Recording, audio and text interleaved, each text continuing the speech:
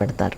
12 రాశుల వారు అందరూ కూడా పాటించడానికి వీలుగా ఉన్నటువంటి పరిహారం ఏదైనా తెలియజేస్తారా? ద్వాదశ రాశుల వారికి పరిహారం విషయం తీసుకున్నట్లయితే అందరికీ కూడా ఈ రోజున ప్రతి వ్యక్తి తమ వ్యక్తిగత దైవాన్ని ప్రార్థించుకుంటూ ముందుకు వెడతారు. ఎందుకంటే ప్రతిరోజు కూడా ఎవరికైనా సరే వాళ్ళ వ్యక్తిగత దైవాన్ని ప్రార్థించుకోవడంతోనే రోజు మొదలవుతుంది. కాబట్టి అది చేసి దానికి సంబంధించిన పూజా వ్యవహారాలు చేసుకున్నా సరే, ఇంకా అవకాశం ఉన్నట్లయితే, ఆసక్తి కూడా ఉన్నప్పుడు తప్పనిసరిగా గణేశుడికి సంబంధించిన పూజ అంటే గణేష అష్టోత్తరాలు కానీ, శతనామాలు వినడం కానీ, లేకపోతే గణేశుడికి సంబంధించిన పూజలు లాంటివి చేసుకున్నా కూడా కుటుంబపరంగా మీకు విద్యాపరంగా ఎదురవుతున్న అడ్డంకులను అధిగమిస్తూ ముందుకు వెళ్ళడానికి అనుకూలమైన సమయంగా భావించవచ్చు.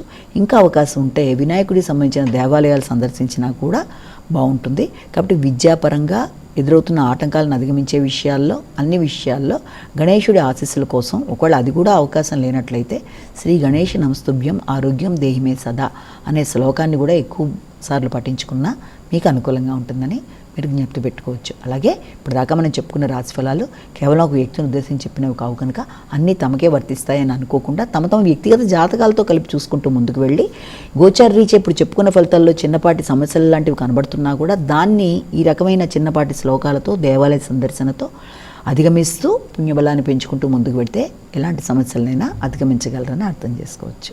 మరి